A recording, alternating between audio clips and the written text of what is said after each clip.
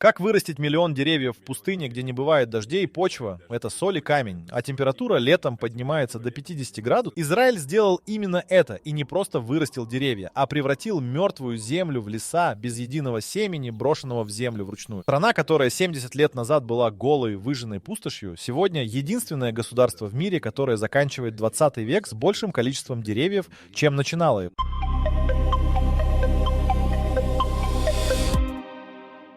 В 1958 году израильские инженеры столкнулись с задачей, которую до них никто в мире не решал в таком масштабе. Негев — это не просто сухая земля. Это земля, где дождь выпадает раз в несколько лет, где верхний слой почвы выдувается ветром за одну бурю, где солнце прожигает любой росток за несколько часов после появления. Классическая посадка деревьев здесь не работала. Саженцы погибали раньше, чем успевали укоренить. Решение нашли не агрономы и не ботаники. Его нашли гидрологи, специалисты по движению. Они заметили, что в пустыне вода все же появляется во время редких, но мощных ливней. Проблема была не в отсутствии воды как таковой, а в том, что она мгновенно стекала по твердой поверхности и уходила в никуда, не успевая впитаться. Тогда инженеры предложили перехватывать эту воду прямо на месте. Они разработали систему микрозахвата. На склонах вырезались небольшие горизонтальные канавки, лиманы, которые задерживали дождевую воду в момент стока. Вокруг каждого будущего дерева создавался небольшой земляной валик, образующий чаш. Когда раз в год или раз в 2 года выпадал ливень, вся вода, собранная с площади в несколько квадратных метров, сливалась в эту чашу и медленно уходила вглубь к корням. Одного такого события хватало дереву, чтобы выжить до следующего дождя.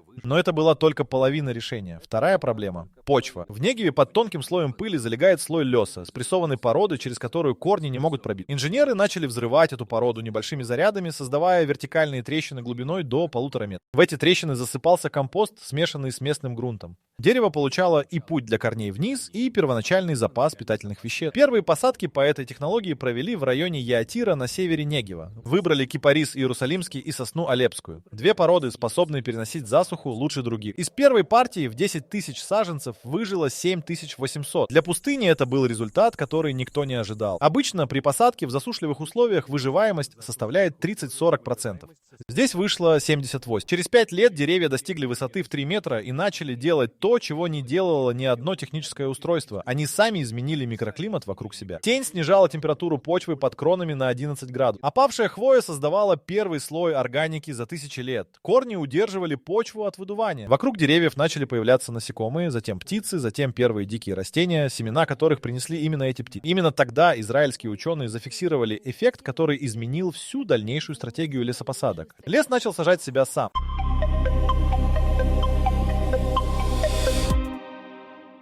Фраза «лес сажает себя сам» звучит как метафора, но в Яатире это стало измеримым фактом. В 1969 году биологи провели подсчет молодых деревьев, которые выросли за пределами зоны посадки. Там, куда люди не заходили с лопатами и не создавали никаких лиманов. Таких деревьев насчитали более 4000 на площади, которую никто не трогал. Все они выросли из семян, которые принесли птицы, поселившиеся в уже существующем лесу. Это открытие заставило пересмотреть сам подход к восстановлению пустынных территорий. До этого момента считалось, что каждое дерево требует ручного труда. Выкопать яму, заложить компост, посадить саженец, поставить защитный конус от солнца. Это было дорого, медленно и требовало тысяч работ. Новая идея была радикальной. Достаточно посадить первые деревья вручную, создать условия для птиц, и дальше лес начнет распространяться сам. Там без людей, без семян, без лопат. Но здесь обнаружилась следующая проблема. Самосев работал только там, где почва уже была достаточно подготовлена предыдущими деревьями. На абсолютно голой пустынной поверхности семена падали и погибали. У них не было ни органики, ни тени, ни защиты от иссушающего ветра. Граница леса продвигалась, но медленно, примерно на 20-30 метров в год. При таком темпе на восстановление всего Негева ушли бы сотни лет. Тогда агроном Михаэль Эвен-Ари предложил решение, которое выглядело парадоксально. Вместо того, чтобы бороться с пустыней, он предложил использовать ее собственные механизмы. Эвен-Ари изучил древние набатейские фермы, которые существовали в Негеве 2000 лет назад. Набатеи, торговый народ, контролировавший пряные пути через пустыню, умудрялись выращивать пшеницу, виноград и оливки в тех же местах, где сегодня не растет ничего. Их секрет заключался в системе каменных насыпей, которые перехватывали редкие дожди и направляли воду на небольшие поля. Эвен-Ари восстановил несколько набатейских ферм в экспериментальных целях и обнаружил, что система работает даже спустя 2000 лет. Каменные насыпи, которые никто не ремонтировал со времен набатеев, все еще собирали воду во время ливней. На восстановленных участках влажность почвы после дождя была в 7 раз выше, чем на необработанной пустынной поверхности рядом. Этот принцип, концентрация рассеянных осадков в одной точке, стал основой новой технологии технологии ускоренного продвижения леса. Вместо того, чтобы ждать, пока лес сам доберется до следующего участка пустыни, инженеры начали создавать на расстоянии 100-200 метров от края леса небольшие острова. Группы из 50 деревьев с собственной системой водосбора. Птицы из основного леса быстро обнаруживали эти острова, начинали использовать их как промежуточные точки и приносили семена. Промежуток между островом и основным лесом зарастал в 3-4 раза быстрее, чем при естественном самосеве. К 1975 году лес Яатир занимал уже 2000 гектаров. Это был крупнейший лес в Израиле и один из самых высокогорных лесов в мире, посаженных в условиях настоящей пустыни. Температура внутри леса летом была на 8 градусов ниже, чем на открытой пустынной поверхности в 100 метрах от его края. Внутри фиксировали виды птиц и насекомых, которых в этом регионе не видели никогда. Но самым неожиданным оказалось другое. Под деревьями начала появляться вода.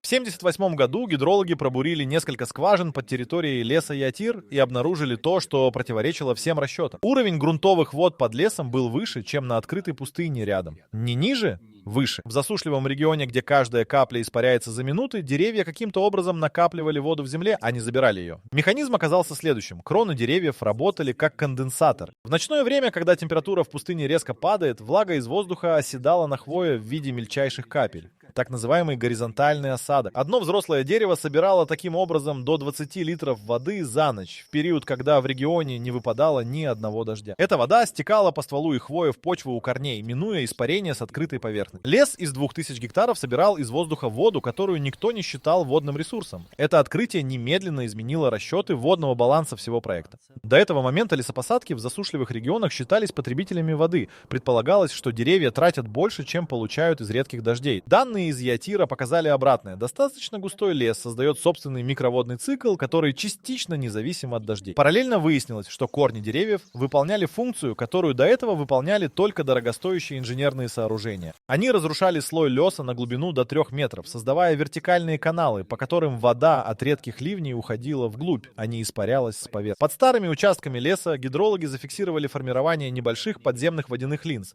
локальных скоплений влаги на глубине от 5 до 8 метров. Такие линзы в пустыне Негев ранее не встречались. В 1983 году израильские ученые опубликовали результаты, которые привлекли внимание специалистов из 20 стран. Журнал Nature написал о Яатире как о первом задокументированном случае, когда искусственный лес в условиях настоящей пустыни не просто выжил, но начал активно формировать водный режим территории. До этого подобное наблюдали только в естественных тропических лесах. Но вода была не единственным сюрпризом. Почва под лесом менялась с измеримой скоростью. В 1968 году, через 10 лет после первых посадок, верхний слой грунта под деревьями содержал 0,3% органического вещества. Это уровень, характерный для бедных сельскохозяйственных почв. В 1988 году тот же показатель составлял уже 2,1%. Для сравнения, плодородная европейская почва содержит от 2 до 4% органики. За 20 лет пустынная земля приблизилась к характеристикам нормальной почвы умеренного климата. Черви появились в Яатире в 1974 году. Их никто не завозил. Они пришли сами, из более влажных районов на севере, двигаясь вдоль подземного слоя органики, который тянулся от края леса вглубь. 1 кубический метр почвы под старыми деревьями к 80-му году содержал до 800 особей дождевых червей. Каждый червь перерабатывал и рыхлил почву, увеличивая ее способность удерживать воду еще на несколько процентов. Все это вместе — конденсация влаги, формирование водных линз, накопление органики, появление червей — означало одно — процесс стал самоподдерживающимся. Лес больше не нуждался в помощи людей для выживания. Теперь вопрос был только в том, насколько быстро он может расти.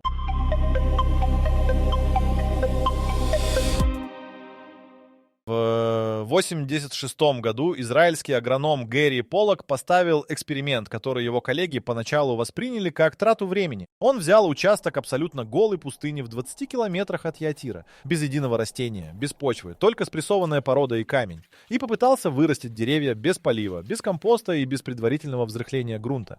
Единственное, что он сделал, установил металлические сетки на высоте 2 метров над поверхностью, натянутые под углом к преобладающему ветру. Сетки собирали туман. В пустыне Негев туман появляется примерно 40 ночей в году. Холодный воздух с Средиземного моря проникает вглубь континента и конденсируется на возвышенности. Одна сетка площадью 1 квадратный метр собирала за ночь от 3 до 12 литров воды в зависимости от густоты тумана. Вода стекала по желобу в закопанный рядом резервуар объемом 100 литров, из которого по капельной трубке поступала к корням единственного единого саженца. Из 80 саженцев, высаженных под сетками, через 3 года выжили 72. Без какого-либо полива из скважин, без вмешательства людей после первоначальной установки системы, стоимость одной сетки с резервуаром и трубкой составляла около $8. Стоимость традиционной посадки с подготовкой почвы, компостом и защитными конструкциями около $40 за дерево. Но главным результатом эксперимента было не это. Через 3 года деревья под сетками выросли достаточно, чтобы их собственные кроны начали собирать туман, точно так же, как сетка. В этот момент Полак убрал сетки. Деревья продолжили расти без какой-либо поддержки. Они перешли на полностью автономное водоснабжение за счет собственной хвои. Технология туманных сеток была не израильским изобретением. Ее использовали в Чили и Перу для снабжения питьевой водой горных деревень. Но никто до Полака не применял ее как стартовый механизм для лесопосадок в пустыне. Идея была проста. Сетка нужна только первые 2-3 года, пока дерево не вырастет достаточно, чтобы заменить ее собственной кроной. После этого сетку можно перенести на следующий участок и посадить следующее дерево. Один комплект из 100 сеток теоретически мог обеспечить бесконечное количество посадок, просто переставляя оборудование с уже укоренившихся деревьев на новые саженцы. Полак подсчитал, что при такой схеме один рабочий с набором сеток способен в одиночку засадить деревьями 1 гектар пустыни за 3 года, тратя на обслуживание не более 2 часов в неделю. В 1991 году метод туманных сеток применили на участке площадью 500 гектаров в центральном Негеве, в зоне, где годовое количество осадков составляло менее 100 мм. Это граница, ниже которой, согласно классической агрономии, деревья расти не могут. Через 7 лет на участке стояло около 18 тысяч деревьев со средней высотой 4,5 метра. Осадков за эти 7 лет выпало меньше нормы.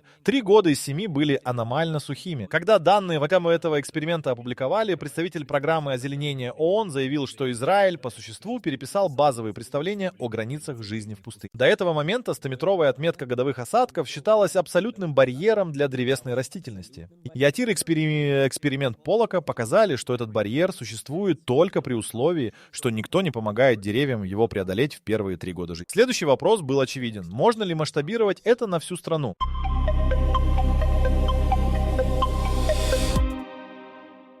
Масштабирование уперлось в проблему, которую туманные сетки не решали. Большая часть территории Израиля, пригодной для лесопосадок, покрыта не песком и не пылью, а известняком, твердой скальной породой, уходящей на глубину от полуметра до нескольких метров. В таких условиях корень физически не может пробиться вниз. Саженец живет за счет тонкого слоя почвы между камнями, пока этот слой не иссякает и погибает на 2-й или 3-й год. В 1993 году инженер Шломо Нейман из Еврейского национального фонда предложил использовать для подготовки скальных участков технологию, заимствованную из горнодобывающей промышленности, направленное гидравлическое бурение. Вместо взрывчатки, которую применяли в 50-х и 60-х, буровая установка пробивала в известняке вертикальную скважину диаметром 20 см и глубиной до 2 метров. Скважину заполняли смесью компоста, местного грунта и гидрогеля, полимерного вещества, способного удерживать воду в объеме в 400 раз превышающем собственный вес. В центр этой смеси помещали сажу. Корни дерева в такой скважине находили готовый путь вниз через известняк и выходили в трещины породы на глубине 1,5-2 метров, где даже в самое сухое лето сохранялась остаточная влага. Гидрогель в верхней части скважины удерживал воду от редких дождей и тумана, постепенно отдавая ее корням в течение нескольких недель после каждого осадка. Первый участок по этой технологии заложили на известняковых склонах Иудейских гор в 1994 году. Склоны здесь настолько крутые и каменистые, что даже козы с трудом находят пропитание. Из 1200 саженцев, посаженных в пробуренные скважины, через 5 лет выжили 1097. Выживаемость 91% на скальном грунте без единого полива после посадки. Такого результата не показывала ни одна программа лесовосстановления в мире на аналогичных типах почв.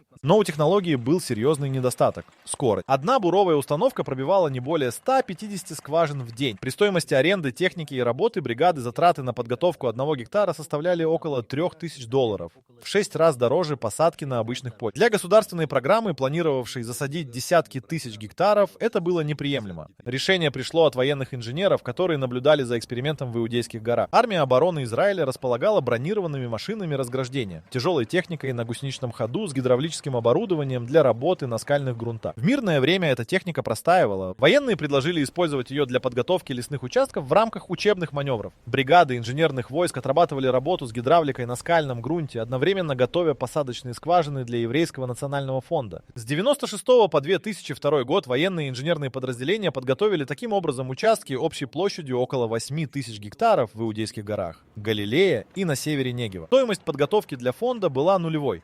Армия списывала работу как учебные мероприятия. Фонд оплачивал только саженцы и их транспортировку. За 6 лет этой программы на скальных грунтах было посажено около 3 миллионов деревьев. Ни одно из этих мест до этого не считалось пригодным для лесопосадок. Карты, составленные в 50-х годах израильскими ботаниками, обозначали эти территории как постоянно непригодные. Формулировка, которую после 2002 года официально убрали из всех государственных документов по лесному хозяйству. Камень перестал быть препятствием, но оставалась последняя, самая жесткая проблема – огонь.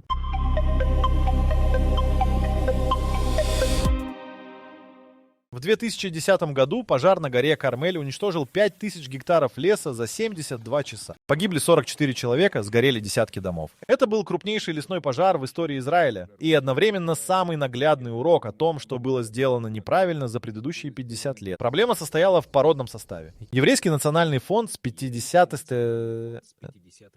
50-х годов массово сажал сосну алепскую, быстро растущее дерево, хорошо переносящее засуху. За полвека сосна стала доминирующей породой израильских лесов. Но сосна алепская – одно из самых пожароопасных деревьев в мире. Ее хвоя содержит большое количество смолы, она горит при температуре на треть ниже, чем лиственные породы, а ее шишки эволюционно приспособлены к тому, чтобы раскрываться именно после огня и рассыпать семена на выжженную землю. Сосна буквально создана для того, чтобы гореть и возрождаться, но это означало, что однородные сосновые леса превращались в идеальное топливо для катастрофических пожаров. После Кармеля Еврейский национальный фонд пересмотрел всю стратегию посадок. Новая концепция получила название «Мозаичный лес». Вместо однородных массивов одной породы территорию начали делить на участки по 2-3 гектара, засаживая каждый участок разными породами. Дубом табор, рожковым деревом, фисташкой атлантической, земляничным деревом и терпентинным деревом. Между участками оставляли полосы из огнестойких кустарников и голой почвы шириной 20-30 метров, которые физически останавливали распространение огня. Дуб табор оказался ключевым элементом новой системы. Это местная порода, существовавшая в регионе до того, как тысячелетия вырубки и выпаса уничтожили естественные леса. Дуб растет медленнее сосны. В первые 10 лет он набирает высоту всего 2-3 метра против 5-6 у сосны. Но его листья содержат мало смолы, ствол защищен толстой корой,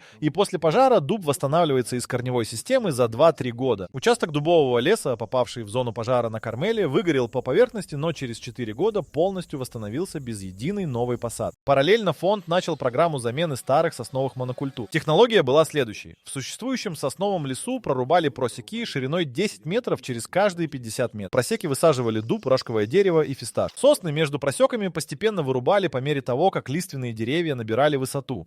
Процесс растягивался на 15-20 лет, но в результате однородный сосновый лес превращался в смешанный без периода, когда территория оставалась бы голой.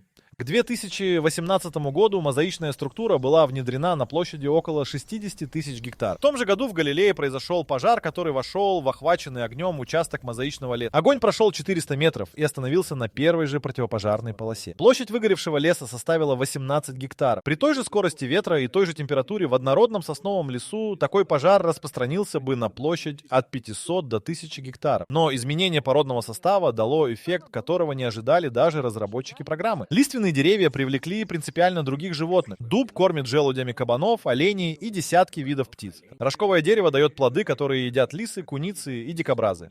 Животные, которых в израильских лесах не видели с 19 века, начали возвращаться. В 2016 году в лесах Галилеи зафиксировали первую за 120 лет устойчивую популяцию благородного оленя, животного, которое считалось в регионе полностью истребленным. Пустыня не просто зеленела, она оживала в буквальном смысле слова.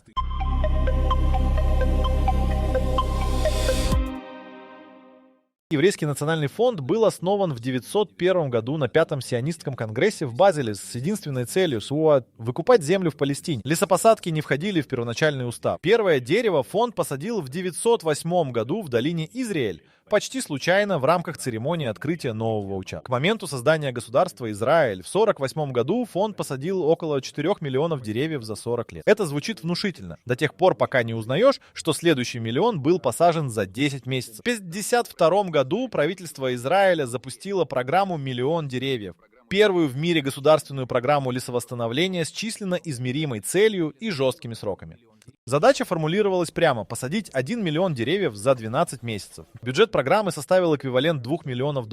Огромная сумма для молодого государства, которое в тот момент принимало сотни тысяч иммигрантов и испытывало острую нехватку продовольствия. Финансирование поступало из нескольких источников одновременно. Еврейские общины по всему миру собирали деньги через систему синих жестяных коробок, традиционных копилок фонда, которые стояли в еврейских домах от Нью-Йорка до Йоханнесбурга. Каждая монета, брошенная в такую коробку, шла на конкретное дерево. Фонд публиковал ежеквартальные отчеты с точным количеством посаженных деревьев. Прозрачность, которая поддерживала доверие доноров на протяжении десятилетий. Рабочую силу обеспечивали новые иммигранты. В начале 50-х в Израиль прибывали десятки тысяч евреев из арабских стран, из Европы, из Северной Африки. Большинство из них не имели работы и жили во временных лагерях. Правительство создало программу общественных работ, в рамках которой иммигранты получали зарплату за посадку деревьев. Это одновременно решало проблему безработицы, давало новоприбывшим ощущение причастности к строительству страны и выполняло план по лесопосадкам. На пике программы в 53-54 годах на посадке деревьев одновременно работали около 12 тысяч человек по всей стране. Они высаживали в среднем по 3000 деревьев в день на каждые 100 рабочих. Логистика была выстроена по военному принципу. Питомники производили саженцы по точному графику, грузовики доставляли их к местам посадки ночью, чтобы избежать дневного перегрева, бригады работали с рассвета до 10 утра и возобновляли работу после 16 часов, когда спадала жара. Первый миллион был достигнут за 10 месяцев и 18 дней.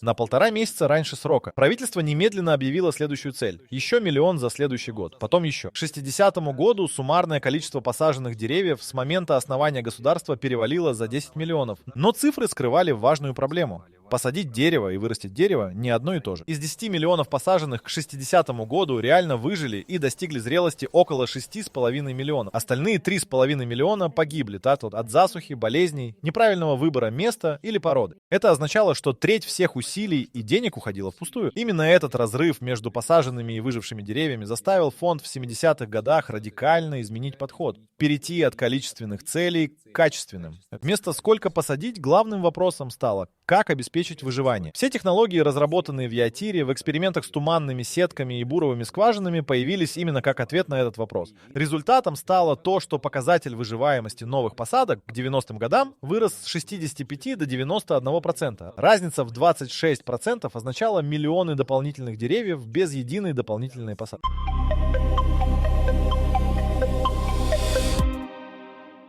В 2021 году спутниковый анализ территории Израиля зафиксировал данные, которые противоречили всем климатическим моделям. За предыдущие 20 лет среднегодовая температура в регионе выросла на 1,4 градуса. Быстрее, чем в большинстве других точек планеты. Количество осадков сократилось на 8%. По всем расчетам, площадь лесного покрова должна была уменьшиться. Вместо этого она выросла на 230 тысяч гектаров. Израиль озеленялся в условиях, которые становились все более враждебными для любой растительности. Это не укладывалось ни в одну существующую модель.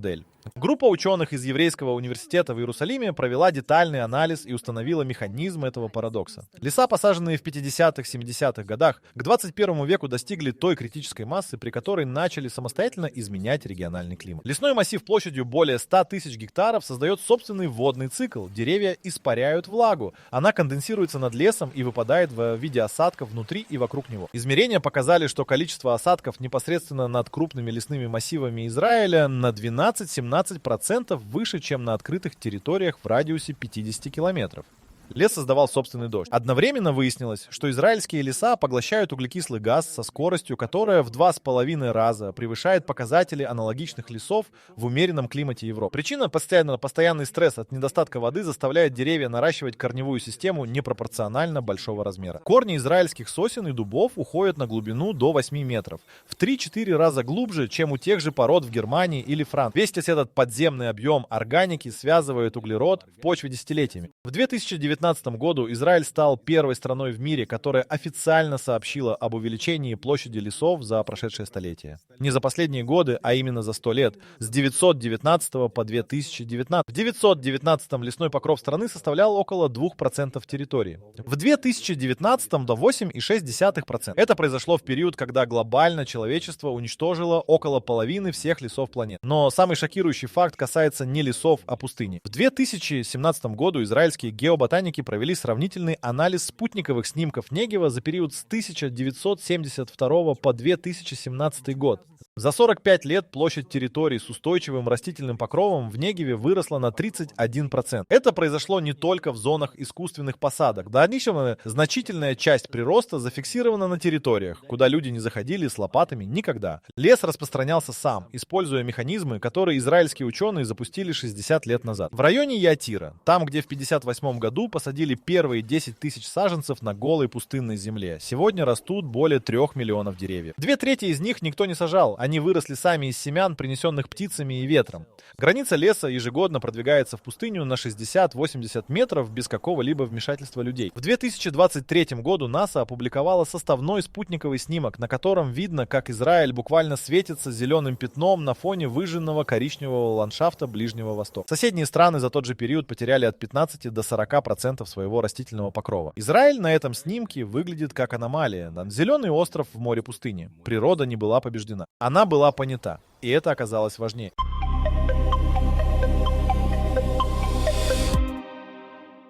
Сегодня технологии, разработанные в израильской пустыне, применяются в 37 странах мира. Систему лиманов используют в Эфиопии, где за последние 10 лет восстановлено около 800 тысяч гектаров деградированных земель. Туманные сетки работают в Марокко, Чили, Эритрее и Омане. Технологию буровых скважин с гидрогелем адаптировали в Индии для посадок на каменистых склонах Раджастана, штата, где годовые осадки не превышают 150 мм. Китай в 2015 году официально запросил у Израиля полную документацию по программе Яатир и направил группу из 40 агрономов на 6-месячную стажировку. Сегодня китайский проект «Великая зеленая стена», крупнейшая программа лесовосстановления в истории человечества с целью посадить 100 миллиардов деревьев вдоль южной границы пустыни Гоби, использует израильскую систему водосбора как основу для посадок в наиболее засушливых районах. Иордания, страна, с которой Израиль десятилетиями находился в состоянии войны, в 1996 году подписала соглашение о передаче технологий лесовосстановления. Это было одно из первых практических соглашений после мирного договора 1994 года. Иорданские агрономы прошли обучение в питомниках Еврейского национального фонда и применили систему микрозахвата воды на склонах гор Аджлун. За 20 лет лесной покров этого района вырос с 12 до 28% территории. Ответ на вопрос, с которого начиналась эта история, как вырастить миллион деревьев без семян на мертвой земле, оказался неожиданным. Израиль не вырастил миллион деревьев. Израиль вырастил первый миллион, который затем сам вырастил следующие несколько миллионов. Секрет состоял не в технологии посадки, а в понимании того, что дереву нужно только помочь пережить первые 3 года. Дальше оно справляется само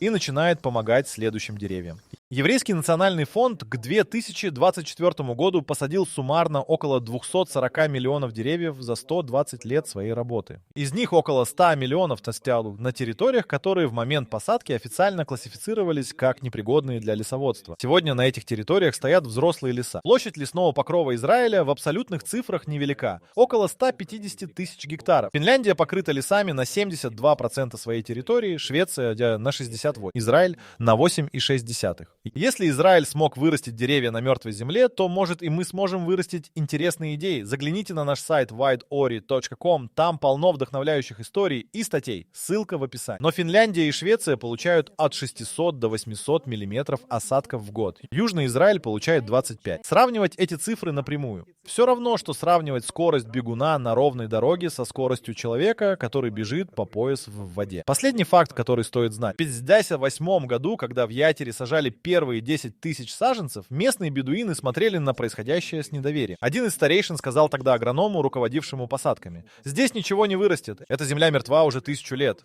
Агроном ответил: 1000 лет назад здесь стоял лес. Мы просто возвращаем то, что было. Сегодня внуки того старейшины работают лесниками в Яатире, в лесу, который их дед считал невозможным.